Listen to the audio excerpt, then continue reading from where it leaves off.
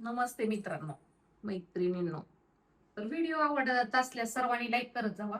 आज एक मस्त स्टोरी आहे. ह्या स्टोरी मधून घेण्यासारखे पण आहे आणि म्हणजे आणि शिकण्यासारखं पण आहे. आता आजची स्टोरी आहे ती एका इन्स्पेक्टर बाईची आहे. तर म्हणजे आणि ही घटना आहे राजस्थान मधली आहे, बिकानगर इथे. ही 34 वर्षाची जी महिला कॉन्स्टेबल असते ती तिथे कामाला असते एका पोलीस चौकीमध्ये. आणि ही तिथं एका इन्स्पेक्टरचा जॉब करत असते. पण ही जी 34 वर्षाची विधवा असते, हिचा म्हणजे विधवा असते ही, हिचा नवरा 4 वर्षापूर्वी वारलेला असतो आणि ही एकटीच राहत असते. हिच्याकडे पैसा असतो, भरपूर सगळं असतं, पण हिला एक सुख नसतं, शारीरिक सुख. आणि म्हणजे ही लग्न पण करू शकत असते, पण हिला लग्न करायचं नसतं आणि तिला आपला कोणी मालक नसायला पाहिजे असं तिला असं वाटत असतं. आपलं म्हणजे नाही का मोकळी एक स्वतःचं स्वतंत्र असं तिला. आणि पैशाची काही कमी नसते, त्याच्यामुळं तिला वाटत असतं दुसरा येणार आपल्यावर हे करणार, नको म्हणत असते. म्हणजे तिला लग्न पण नसतं करायचं आणि लग्न नसतं करायचं आणि तिला असं मस्तपैकी लाईफ जगायचं असतं.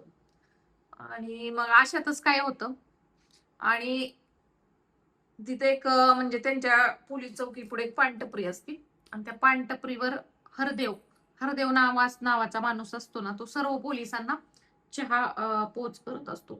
सर्वांना म्हणजे तो चहा देत असतो. आणि आणि ही असते ती तिथे इन्स्पेक्टर असते आणि हिचं नाव असतं जान्हवी. ओके. ही जी पोलीस असते हिचं नाव जान्हवी असतं. तर अशातच काय होतं, हा जो हरदेव आहे ना त्याची तब्येत खूप बिघडते. आणि तब्येत खूप बिघडल्यामुळे मग आता ह्याचं दुकान वगैरे असतं, कोण चालवणार काय करणार. मग ह्याचे वडील काय म्हणतात, आता मी तर खूप आजारी आहे आणि तू माझं दुकान चालव, चहाची टपरी. आणि मग हा 25 वर्षाचा जो तरुण असतो तो खूपच हँडसम असतो दिसायला. आणि मग वडील आजारी असतात म्हणून तो काम करतो. वडील आपले घरी आराम करतात, म्हणजे त्यांना दवाखाना चालू असतो त्यांचं, म्हणजे ऑपरेशन वगैरे करायचं असतं एक. मग ही जान्हवी असती ना, जान्हवी मग ती चहा प्यायला जाते त्याच्या टपरीमध्ये. ती टपरीमध्ये गेल्यावर त्याच्याकडे बघतच राहते, कारण तो इतका दिसायला हँडसम असतो ना, सुंदर असतो. ही त्याच्याकडे टक लावून बघतच राहते. ती मनातल्या मनात म्हणते, बाबा हा जर मला भेटला तर माझी किती मज्जा होईल ना, मला किती समाधान सुख मिळेल. पण ह्याला आता तावडीत कसं आणायचं, असा तिच्या मनात प्रश्न येतो. असं होतं. तिनं बघू लागती स्वप्न लगेच त्याच्याबरोबर. मग ती विचार करत नाही काय नाही, तिला माहित असतं ह्याला पैशाची गरज आहे, ह्याचे वडील आजारी आहेत, हा गरीब आहे. आणि तिच्या मनातच बसतो तो. ती त्याला काय त्याच्या डोळ्यात समोरनं जातच नाही. आणि मग ती त्याला स्पष्टच विचारते, त्याला म्हणते, हे बघ, माझं एक काम आहे तुझ्याकडं. तू माझं ते काम केलं तर तुझ्या वडिलांच्या ऑपरेशनला मी तुला पैसे देणार. पण त्यासाठी तुला एक रात्र माझ्या बरोबर घालवावी लागल आजची. जर तू आला आणि रात्री जर मला खुश केलं तर मी तुला 25,000 देणार, अशी ती महिला त्याला म्हणते. आणि जरा ह्याच्या बी म्हणायला अरे म्हणतो हा, तर आपल्याला असं कसं, म्हणजे पहिल्यांदा त्याला असं वाटतं की बाई अशी कशी काय काय बोलायला लागली, काही कळत नाही त्याला, पण नंतर त्याला कळतं. आणि नंतर त्याला पण, तो पण म्हणजे आता जवान असतो, त्याला बी वाटतं जाऊ दे, काय बिघडतंय, पैसे मिळतात म्हणल्यावर तो बी तयार होतो. त्याच्याबरोबर त्याला शरीर सुख पण मिळणार आहे म्हटल्यावर तो म्हणतो हो ठीक आहे, नक्कीच म्हणतो. आणि मग ही पोलीस इन्स्पेक्टर घरी जाती. घरी गेल्यावर ह्याला फोन करते. त्यांनी दोघांचे एकमेकांचे नंबर घेतलेले असते. मग ह्याला फोन करते आणि ह्याला फोन करून म्हणते, आता मी एकटीच आहे आणि मला खूप तुझी आठवण यायला लागली, तू ये आता. हा मुलगा पण जातो तिच्या घरी वगैरे, जाते मस्तपैकी. हा गेल्यानंतर असा तिनं मस्तपैकी गाऊन घातलेला असतो, म्हणजे तिची सगळी बॉडी आरपार दिसत असते. ती 34 वर्षाची असती, पण आता 34 वर्षाची म्हणजे काही एवढी पण म्हातारी नसते. आणि मस्त तिचा बांधा बिंदा शरीर युष्टी बघून हा अजून जास्त ह्याला पण खूपच कसं तर होतं, उत्सुकता लागते. आणि ह्याची पण नाही का, ह्याला पण तिला चांगलंच म्हणजे हे करावं, तिच्याबरोबर तिच्यावर करावं वाटतं शारीरिक संबंध.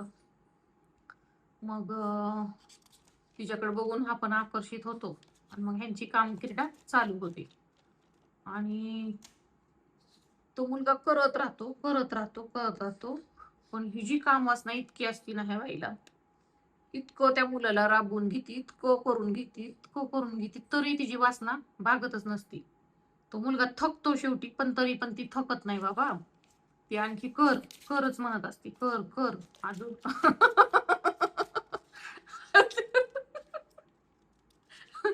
आणि कर कर तो मुलगा इतका थकतो इतका थकतो, तरी तो करतोच करतो करतोच करतो. आणि मग करून करून कुठं तर तिचं थोडं समाधान होतं. आणि मग ती त्याला सोडून देते. त्याला धरून ठेवलेलं असते तिनं चांगलीच दाबून करायसाठी तिच्या बॉडीवर. आणि मग ती जरा म्हणती मला जरा आराम वाटला म्हणती. आणि मग ती त्याच्यावर 25,000 देऊन टाकते त्याला.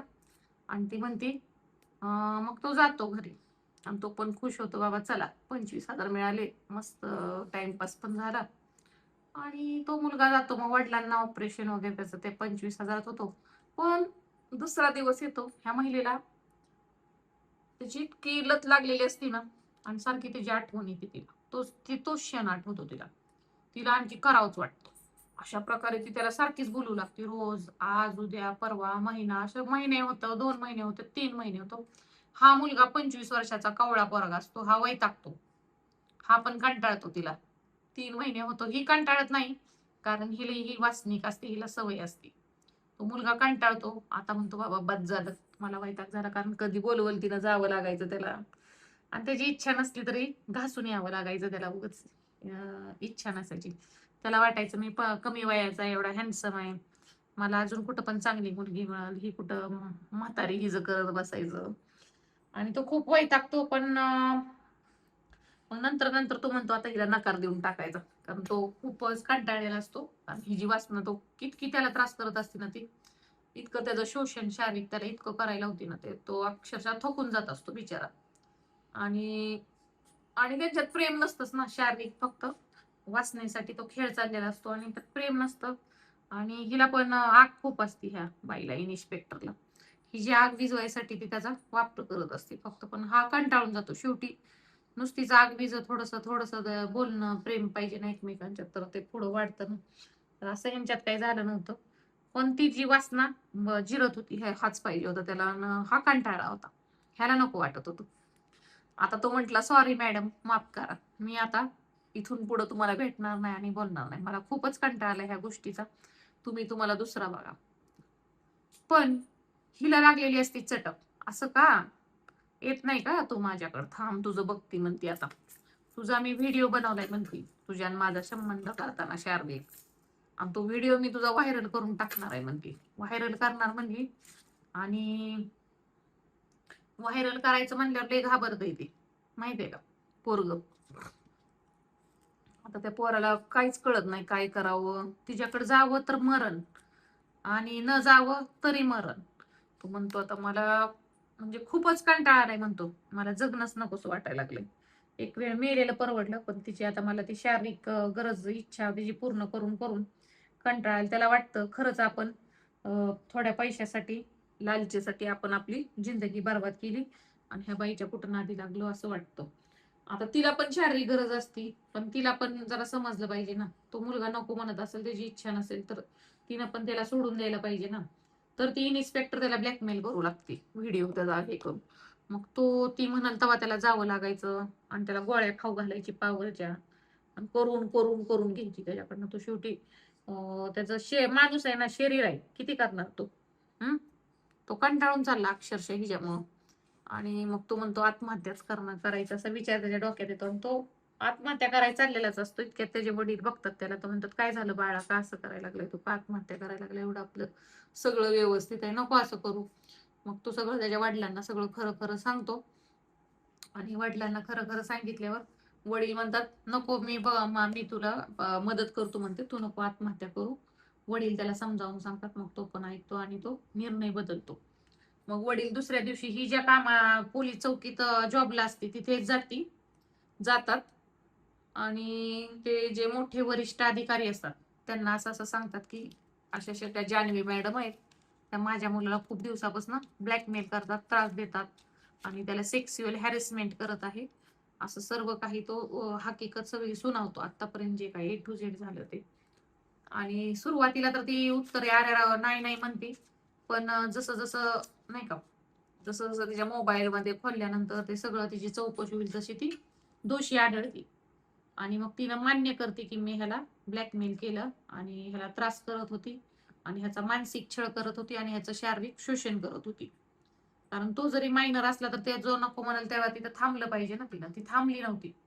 त्याच्यामुळे तिची नोकरी गेली आणि तिला जॉबवरनं काढून टाकलं. आणि अशा प्रकारे एक शारीरिक वाचण्यासाठी एक चांगल्या बाईची नोकरी पण गेली आणि तिला परत सजा पण झाली त्या मुलाची हे केल्याबद्दल, शोषण केल्याबद्दल. कारण तो नको म्हणत होता तरी ती त्याला त्रास करत होती. तर बघा, असं म्हणजे त्या महिलेचं चुकलं की त्याला नको होतं, त्याला जेवढी गरज पैसे दिले ते तिथल्या तिथं तिनं थांबायला पाहिजे होतं. आणि आता हिला काही दुसरा गडी पण भेटलाच असता ना, नाहीतर तिनं लग्न करणे पण एक योग्य पर्याय होता किंवा तिला अपत्य नव्हतं, नोकरी होती चांगली, कुठे पण भेटला असता. पण हिला पण मौज मजा करायची आवड होती आणि तिला तोच पाहिजे होता हँडसम असल्यामुळं. मग शेवटी तो असं झालं की तिचं सगळं वाचण्यासाठी नोकरी गेली, सगळं आयुष्य बरबाद झालं. तर ह्यातनं घेण्यासारखं पण आहे, तुम्ही पण जरा लक्ष द्या. व्हिडिओ आवडल्यास, स्टोरी आवडल्यास लाईक करा, कंटिन्यू करा. Bye bye. चॅनलला सबस्क्राईब करा.